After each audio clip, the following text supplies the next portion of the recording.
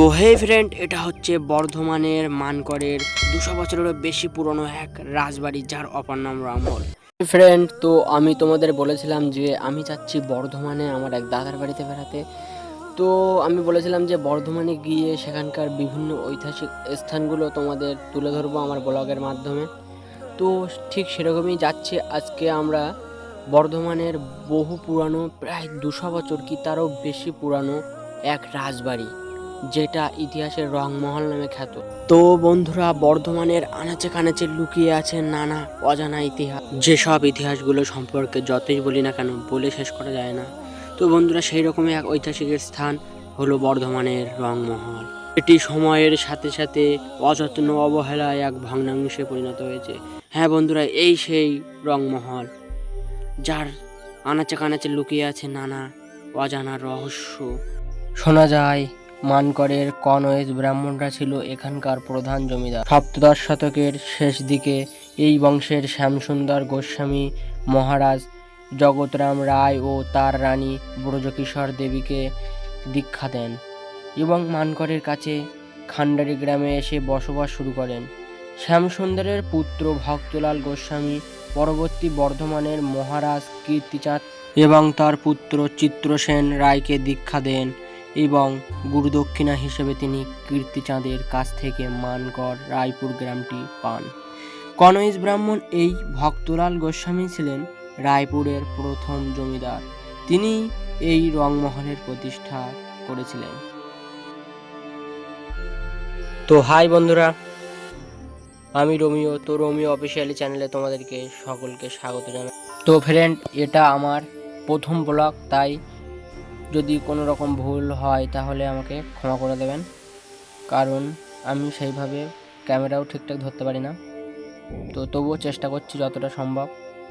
তো পিছনে যিনি আছেন কালো জামা পরে, উনি হচ্ছেন বাপনদা। ওদের বাড়িতে আমি এসেছি, তো উনি এই জায়গাটাকে আমাদের ঘুরিয়ে দেখাচ্ছে, আমাদের গাইড বলতে পারো। ফ্রেন্ড, আমি এই রংমহলের বিষয়ে বাপনদা এবং আশেপাশের লোকদের কাছ থেকে যেটুকু জানতে পেরেছি সেটুকুই তোমাদের সামনে তুলে ধরবো।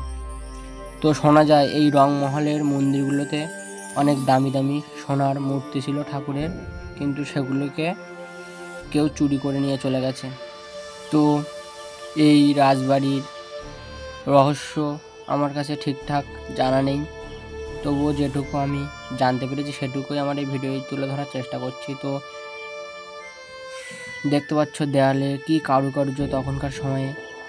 ওই মন্দির হচ্ছে, ওই দেখা যাচ্ছে ওখানে নাকি মূর্তি ছিল, সেখান থেকে মূর্তিগুলো কেউ চুরি করে নিয়ে চলে গেছে। তো বন্ধুরা, তো এই সামনে যে ঘরটা দেখতে পাচ্ছ, এই ঘরটার নাকি মানুষকে হত্যা করা হতো। তো সেখানে আমরা যাবো এবার। বাবন দাগে থেকে চলে গেছে, উঠে গেছে ওখানে। তো এখান থেকে তো ওইখানটাই, ওই যে সামনে দেখা যাচ্ছে জায়গাটা, ওখানটায় নাকি মানুষকে বলি দেওয়া হতো, মানুষকে হত্যা করা হতো, শাস্তি দেওয়া হতো। তো এখান থেকে সুন্দর ভিউ দেখা যাচ্ছে নিচে, আমরা উপরে আছি পুরোপুরি। তো আমরা এবার সেই যেখানে হত্যা করা হতো মানুষদের সেখানে যাব।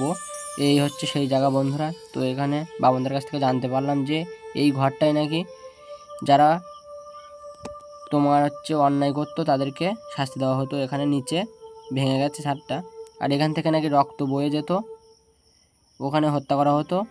ওই ঘরটায় ওখানে মানুষদের শাস্তি দেওয়া হতো। দেখো ছোট ছোট ওখানে কি করা আছে আমার জানা নেই ঠিকঠাক।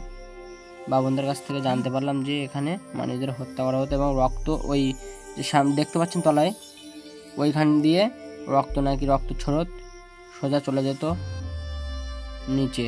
তো বন্ধুরা, এবার আমরা এখান থেকে নিচে যাব। নিচে গিয়ে আরও সামনের যে সকল ঘরগুলো আছে সেগুলো যদিও ভেঙে চলে গেছে, তবুও সেগুলোকে ভালো করে আমার এই ব্লগে তোমাদের দেখানোর চেষ্টা করব। তো নিচে নামি।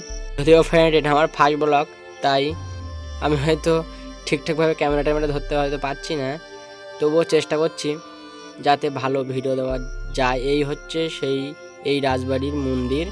তো এখানে একসময় ধুমধাম করে পুজো হতো এবং এখান থেকেই মূর্তি চুরি হয়ে গেছিলো। তো এবার আমরা সামনের দিকে এগোবো। চারিদিকে পাথর পড়ে আছে ভাঙা, এই বাড়ির ভাঙা ভগ্নাংশ। বন্ধুরা, এরকমই কত ঐতিহাসিক জায়গা আমাদের এই বাংলার আনাচে কানাচে ছড়িয়ে আছে, সেগুলো সম্পর্কে আমরা অবগত নই। তো সরকারের উচিত এই সমস্ত জায়গাগুলিকে একটু সুরক্ষা প্রদান করা, যাতে এই সমস্ত জায়গাগুলি পুরোপুরি ধ্বংস না হয়ে যায়। তো শোনা যায় নাকি এখানকার জমিদাররা ব্রিটিশদের পছন্দ করতেন না, এবং এখান থেকে নাকি নানা রকম ব্রিটিশ বিরোধী কার্যকলাপ তারা চালাতো এখানকার জমিদাররা। তো ইতিহাসের সাক্ষী হয়ে আজও দাঁড়িয়ে আছে, যদিও ধীরে ধীরে সেটা তোমার ভগ্ন অংশে পরিণত হচ্ছে। চারিদিকে লতা পাতা এটিকে ঘিরে ফেলেছে। তো আমরা এবার এগোবো এবার নৃত্যশৈলী যেখানে হতো, যেখানে নাচের আসর বসতো সেখানে। তো তার ভিতরে আমরা দেখবো ঢুকে জায়গাটা কেমন। তো বন্ধুরা, এই হচ্ছে সেই জায়গা যেখানে বাবনদের কাছ থেকে জানতে পারলাম যে এখানে নাকি নাচের আসর বসতো। তো কি সুন্দর তৈরি করেছে দেখো, ওপরে কি সুন্দর। তখনকার দিনেও এত সুন্দর কারুকার্য করা যায়, সেটা ভাবলেও অবাক হয়ে যায়। তো এখানে তেমন কেউ আসে না, আর দিনের বেলা কি, রাতের বেলা তো কেউ আসতে সাহস করে না। দিনের বেলাতে তাই একা এলে কেমন গা ছমছম করবে।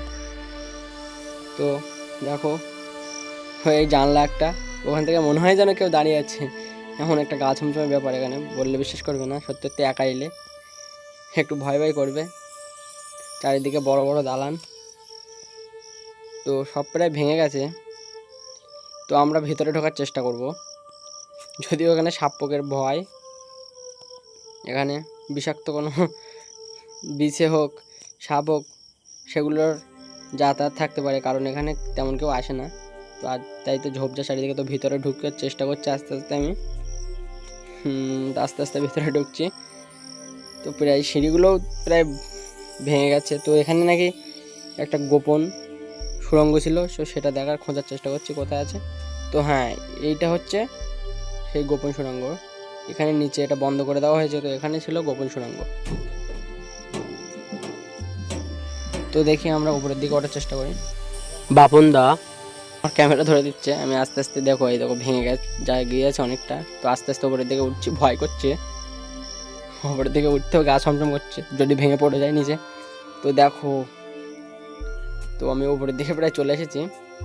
তো দেয়ালগুলো দেখো, এগুলো দেখে ইটের মনে হচ্ছে, কিন্তু এগুলো ইটের তৈরি নয়, এগুলো মাটি। তো ওই দেখো নিচে ভেঙে গেছে, ছাদ উপর থেকে ভেঙে গেছে, নিচে দেখা যাচ্ছে। তো এখানে দাঁড়িয়ে একটু হাত মেলে হাওয়া খেয়ে নিলাম, হাত মেলে হাওয়া খেয়ে নিচের দিকে নেমে যাচ্ছি। তো আমরা এবার এখান থেকে চলে যাব। তো বন্ধুরা, যারা ভিডিওটা দেখেছো তারা অবশ্যই চ্যানেলটিকে সাবস্ক্রাইব করে দিও এবং আমার পাশে থেকো। পরে আমি আমার অন্যান্য ভিডিওগুলো আরও ভালো করে করার চেষ্টা করব। জানি আমি ভালো করে ব্লগ ভিডিওটা করতে পারিনি, ঠিকঠাক দেখাতে পারিনি, তো যতটুকু চেষ্টা করেছি। তো পরের বার থেকে আরও ভালো করে ভিডিও দেওয়ার চেষ্টা করব। তো আমরা বিদায় জানিয়ে এখান থেকে চলে যাব। তো এই রংমহল জানি না আর কতদিন এভাবে টিকে থাকবে, আস্তে আস্তে হয়তো এটাও আমাদের থেকে চিরতরে ধ্বংসস্তূপে পরিণত হবে। এখন যেটুকু আমরা দেখতে পাচ্ছি, পরবর্তীকালে হয়তো সেটুকু আমরা দেখতে পাবো না। তো বন্ধুরা বিদায়, পরবর্তী ব্লগে আমি আর এক ঐতিহাসিক স্থান তুলে ধরবো। তো সবাই আমার চ্যানেলে সাবস্ক্রাইব করে আমার সাথে থেকো, পাশে থেকো, আমাকে সাপোর্ট করো, যাতে আমি ভালো করে ভিডিও দিতে পারি।